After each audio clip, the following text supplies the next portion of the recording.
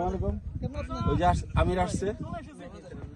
আমরা এখন মারাংতঙ্গের এক সর্বোচ্চ চূড়ায় আছি। ওই যে দেখা যাচ্ছে ওইটাই হলো মেরিন জেবেলি। ওই মেরিন জেবেলি তাও আবার নিচে। তাহলে বলেন মেরিন জেবেলি উচ্চ না মারাংতং উচ্চ? হ্যাঁ, এখান থেকে মেঘের দৃশ্যগুলো দেখেন, অপূর্ব সুন্দর। আমি অনেকবার এসেছি, শীতকালে কিন্তু কম আসা হয়েছে।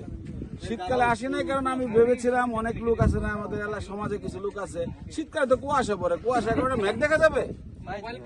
এগুলো কি কুয়াশা এখানে আছে?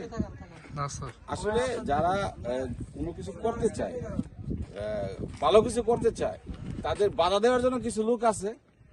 তারা বলে এই শীতকালে কি, শীতকালে তো কুয়াশা পড়ে, মেঘ দেখা যাবে।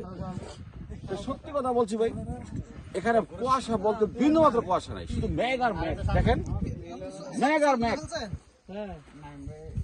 এই যে মজা পাচ্ছে আশরাফ ভাই, মানে একটু কষ্ট হয়েছে ওনার।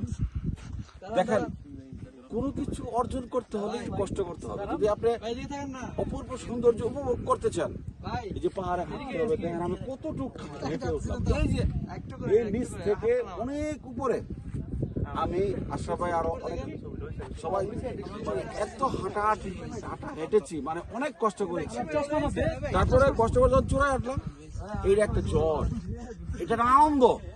এই আনন্দগুলো যদি আপনার মনের মধ্যে গিরে যায়, তাহলে আপনি দেখবেন ভ্রমণ ছাড়া আপনি কিছুই বুঝবেন না। তখন রাজনীতি ছেড়ে দেবেন না, রাজনীতি করা ভালো। কারণ ভাই আর বাকিটা বললাম না। আসসালামু আলাইকুম।